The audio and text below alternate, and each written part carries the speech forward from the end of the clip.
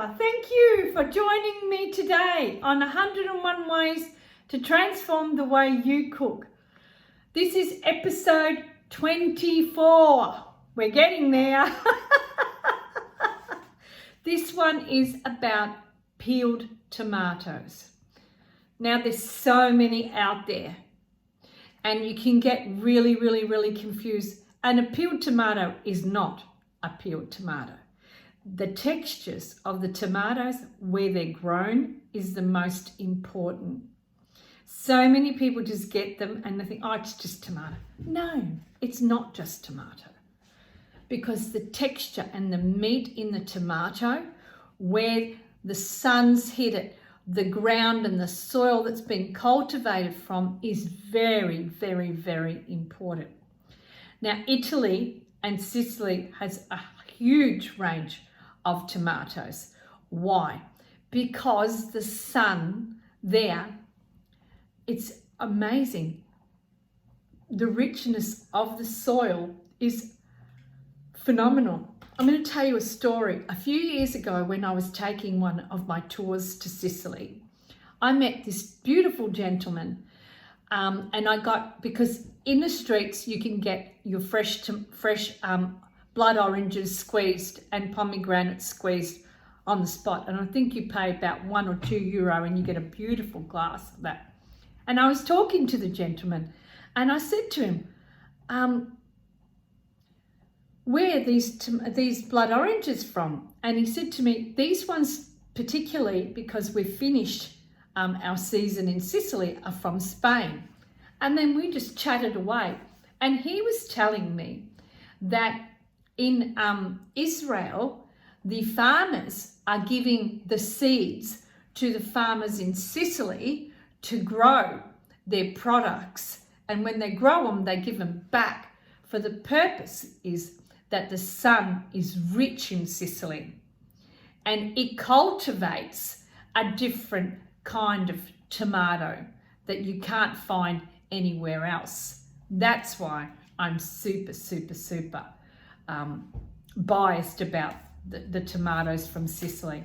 Look, you can just go to the local Mediterranean there in Lygon, and that is in Sydney Road. It's in Sydney Road, I think.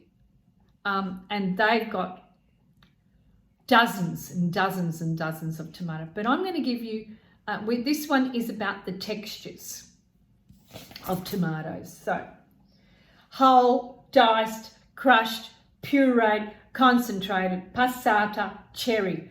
You have an amazing, delicious variety. Where do we start? I use the whole tin tomatoes to make soup. I'll show you why. Just a few handfuls are enough when I've got to make chicken soup. They seem to have a very light texture. I use diced to make stews and casseroles, cherry tomatoes to make my sauces with, and add to my soups and cream dishes to give it a lighter texture. Where would we be without tomatoes? So, this one is the passata.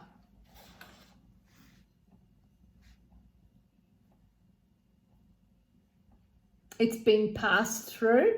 That's why it's called passata, to pass through. The cherry tomatoes, sweet. And these ones are the whole ones. The whole ones are great when you've got to make soup because they're not thick. Most of the juice is already gone into that. So you're just really having a sort of like the shell of the tomato. And it's really good. You can chop it up.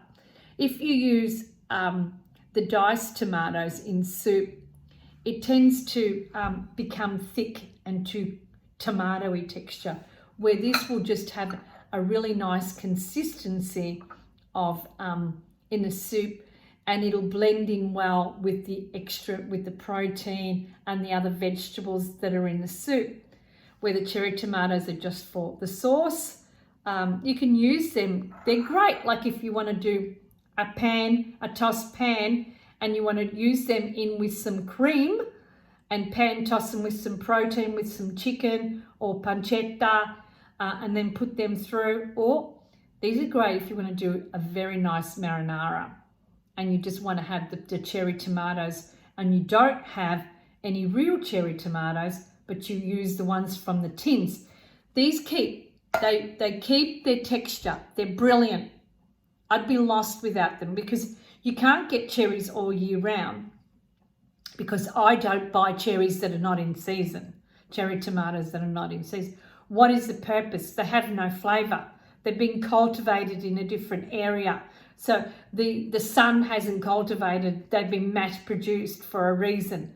So try and buy things that are in season, and depending on the soil and the ground where they've been grown, then you get a different richness, and you can feel the sun and the rays, because that creates the richness in the tomato. The sun and the tomato, it's like the sun-dried, semi-sun-dried tomatoes. We'll go into those ones as well. So it's important that you learn the different textures of the tin tomatoes, and then you realize what purpose they're for. This is great for a very, very quick Napoli as well, but it's not going to be like we did in the last one with them. No way. This is great. This is great. Fantastic if you want to have just a passata and you don't want to have that really too rich, but a real Napoli should be rich. That's my opinion. I hope you've enjoyed this episode of finding the different textures of tomatoes. Let me know if you have. Subscribe to my YouTube channel. Follow me on Instagram. And you're listening to Carmela d'Amore. Arrivederci. Ciao.